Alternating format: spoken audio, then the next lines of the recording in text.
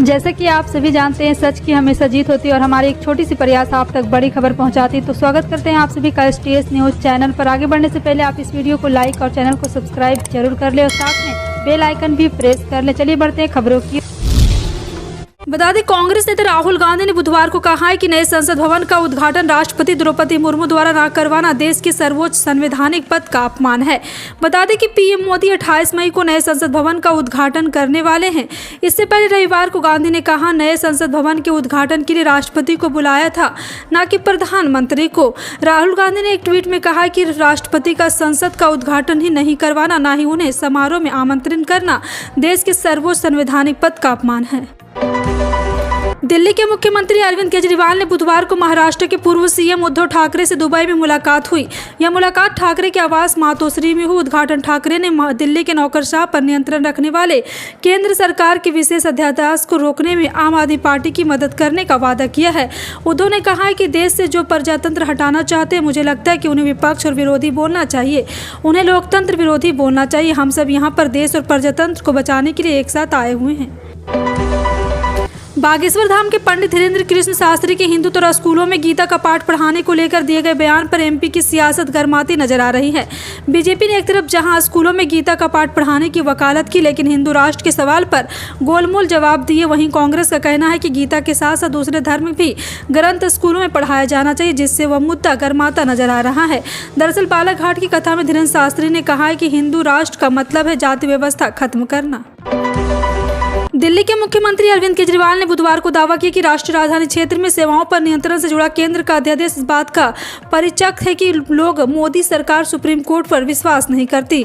मुंबई में शिवसेना के अध्यक्ष उद्धव ठाकरे ने उनके आवास पर हुई मुलाकात के बाद केजरीवाल ने कहा है कि केंद्रीय अन्वेषण ब्यूरो यानी कि CBI और प्रवर्तन निदेशालय जैसे केंद्रीय जांच एजेंसियों का इस्तेमाल कर राज्य सरकार को गिराया जा रहा है। सुप्रीम कोर्ट ने आउलापल्ली जलाशय के निर्माण के लिए पर्यावरण संबंधित नियमों का उल्लंघन करने के मामले में बुधवार को अपना फैसला सुनाया है। कोर्ट ने आउलापल्ली जलाशय परियोजना के लिए पर्यावरण मंजूरी हासिल करने के मामले में आंध्र प्रदेश पर 100 करोड़ रुपये का जुर्माना लगाने के राष्ट्रीय हरित अधिकरण के आदेश पर रोक लगा दी है। और जस्टिस MM सुंदेश की खंडपीठ ने प्रतिवादों को नोटिस जारी करते हुए कहा, अपीलकर्ताओं द्वारा 25 करोड़ रुपये की राशि आज से 8 सप्ताह की अवधि के भीतर अधिकारियों के पास जमा कराने के अधीन दंड मुआवजे के संबंध में दिए गए फैसले के निर्देश पर रोक रहेगी। असम के मुख्यमंत्री हेमंत बिस्वा शर्मा और उनके मेघालय समक्ष कोनराड संगमा मुख्यालय बुधवार को मुलाकात करने वाले हैं। इस मुलाकात का मकसद दोनों राज्यों के बीच 6 शेष क्षेत्रों में सीमा विवाद को हल करने को लेकर चर्चा करना है। अधिकारियों ने जानकारी दी है कि दोनों राज्यों के मुख्यमंत्री द्वारा सद्भावना के तौर पर विवादित क्षेत्रों को दौरा करने की भी संभावना है। मेघालय को 1972 में असम में एक अलग राज्य के रूप में बनाया गया था। जून महीने बैंकों में 12 दिन कामकाज नहीं होगा। देश में कई वजहों से अलग अलग जगहों पर 6 दिन बैंक में कामकाज नहीं होगा। इनके अलावा 4 रविवार और 2 शनिवार को बैंक बंद रहेंगे। अगर आपको अगले महीने बैंक से जुड़े काम करने हैं तो यह देख लें कि जून में किस किस दिन बैंक बंद रहेंगे, उसके अनुसार आप काम करवा सकते हैं। जी हाँ, आपको बता दें कि यहाँ पे लगातार बैंकों में छुट्टियाँ चल रही है और जिसके साथ साथ जून की छुट्टियाँ हिसाब किताब भी शामिल किया गया है। RBI यानी भारतीय रिजर्व बैंक के गवर्नर शक्तिकांत दास ने बुधवार को कहा है कि 2000 के नोटों को वापस लेने का फैसला अनौपचारिक सर्वे के बाद लिया गया है। सर्वे से पता चला है कि इन नोटों का आमतौर पर इस्तेमाल नहीं किया जा रहा। कॉन्फेडरेशन ऑफ इंडिया इंडस्ट्री यानी कि CIA के इवेंट में शक्तिकांत दास ने ये बात कही है। और साथ ही साथ आपको बता दें कि 2000 के नोट को बदलने पर शक्तिकांत दास ने कहा, इसके लिए हमने पर्याप्त समय दिया है। भारतीय कुश्ती महासंघ के अध्यक्ष विराजभूषण शरण सिंह के खिलाफ पिछले 1 महीने से जंतर मंतर पर पहलवान विरोध प्रदर्शन कर रहे हैं। पहलवान विनेश फोगाट, साक्षी मलिक और लगातार बुधवार को कहा है कि उसके लिए तैयार है। बीजेपी सांसद विराजभूषण सिंह ने कहा है कि मैं नार्को टेस्ट करवा लूंगा, लेकिन आरोप लगा रहे हैं कि पहलवानों का भी नार्को टेस्ट होना चाहिए। पहले वे नार्को टेस्ट कराए, मैं लाइव टेस्ट के लिए भी तैयार हूँ। पंजाब में सरकारी कर्मचारियों को सरकार ने बड़ा तोहफा दिया है। दरअसल CM भगवंत मान ने कहा है कि आज सरकारी कर्मचारियों को महंगाई भत्ते बकाये की एक किस्त जारी कर दी गई है। बता दें कि 1 जुलाई 2015 से 31 दिसंबर 2015 तक 6% की दर से महंगाई भत्ता के बकाये की धनराशि को बढ़ाकर 356 करोड़ रुपये करने की मंजूरी दी गई। CM ने आगे कहा कि हम जो कहते हैं वो करते भी हैं।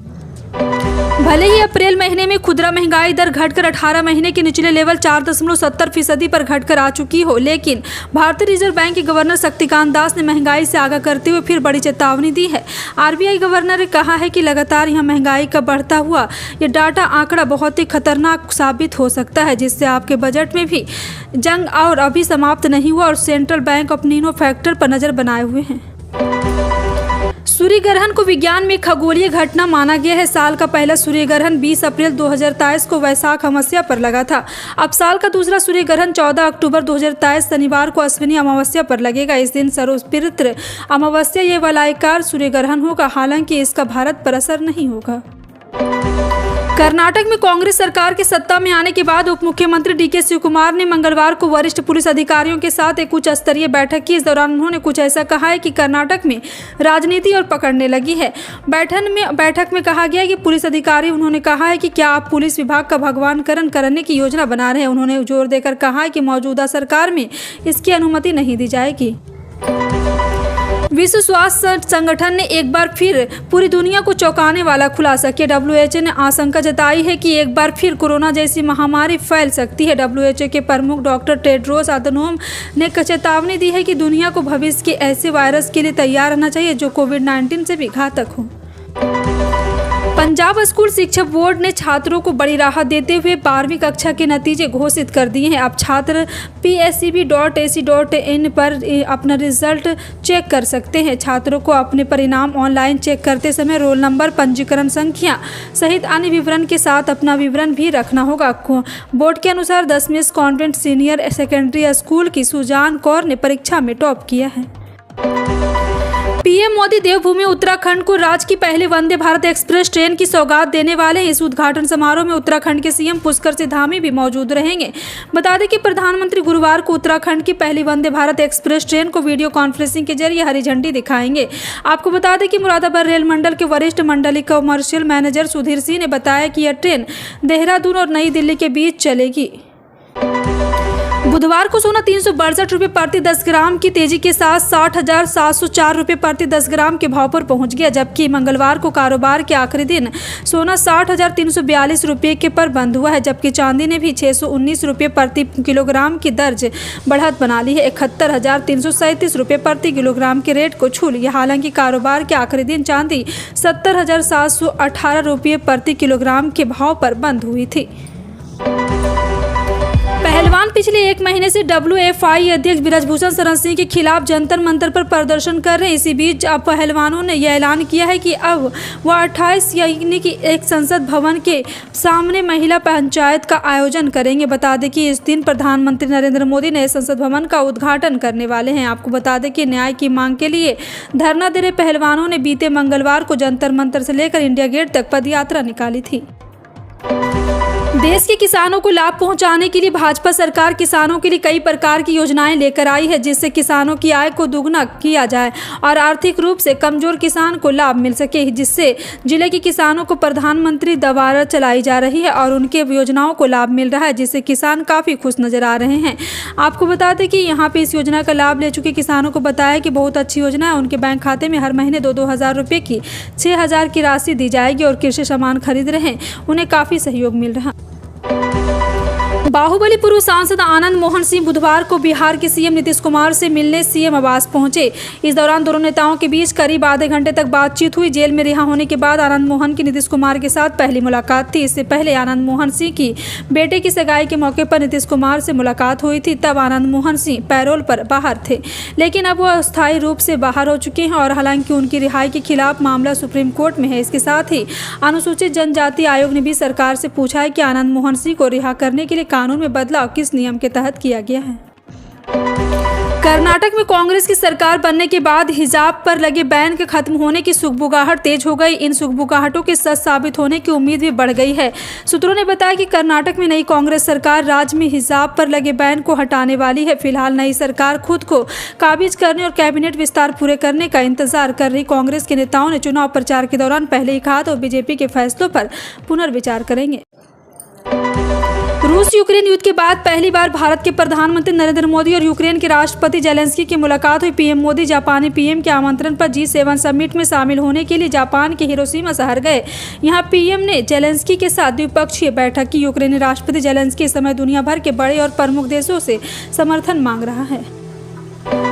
भारत में वैश्विक महामारी कोरोना के मामले पिछले कुछ दिनों से लगातार गिरावट देखने को मिल रही। पिछले दिनों मौसम में बदलाव के कारण थोड़ी तेजी दर्ज की गई, लेकिन एक बार फिर इस पर काबू होता नजर आ रहा। पिछले कई दिनों से कोरोना के दैनिक मामलों में लगातार गिरावट भी देखने को मिल रही। हालांकि कल के मुकाबले आज देश में कोरोना के दैनिक मामले थोड़ी तेजी दर्ज की गई। देश में आज कोरोना के 500 से ज्यादा नए मामले सामने आए।